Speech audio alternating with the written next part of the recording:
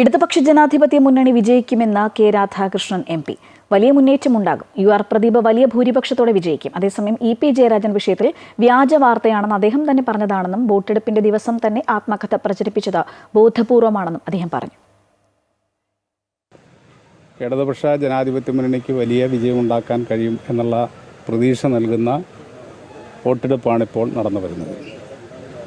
തീർച്ചയായിട്ടും ഇടതുപക്ഷ ജനാധിപത്യ മുന്നണി ഒരു മാസക്കാലം നടത്തിയ പ്രവർത്തനത്തിന് ഏറെ ബലമുണ്ടാകും എന്ന് തന്നെയാണ് പ്രതീക്ഷിക്കുന്നത്.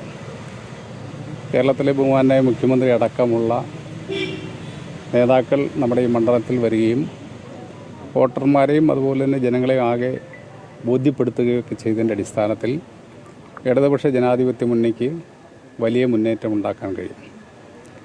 ഇടതുപക്ഷ ജനാധിപത്യ മുന്നണി സ്ഥാനാർത്ഥിയായി മത്സരിക്കുന്ന സഖാവ് UR പ്രദീപ് വലിയ ഭൂരിപക്ഷത്തോടു കൂടി തന്നെ വിജയിക്കുമെന്ന് തന്നെയാണ് നാം പ്രതീക്ഷിക്കുന്നത്. അദ്ദേഹം തന്നെ പറഞ്ഞത് ഫേക്ക് ന്യൂസാന്ന് പറഞ്ഞല്ലോ. പിന്നെ അതിൽ ചോദ്യം ഉദിക്കുന്നില്ല. അസംബ്ലി പറയുന്ന മറുപടി പോലെ പിന്നീട് അതിൻ്റെ മുകളിൽ ചോദ്യം ഉദിക്കുക. അദ്ദേഹം തന്നെ പറഞ്ഞു ഫേക്ക് ന്യൂസാന്ന് പറഞ്ഞു. സാധാരണ കഴിഞ്ഞ പാർലമെൻറ്റ് തെരഞ്ഞെടുപ്പിൽ ഇത് തന്നെയല്ലേ സംഭവിച്ചത്.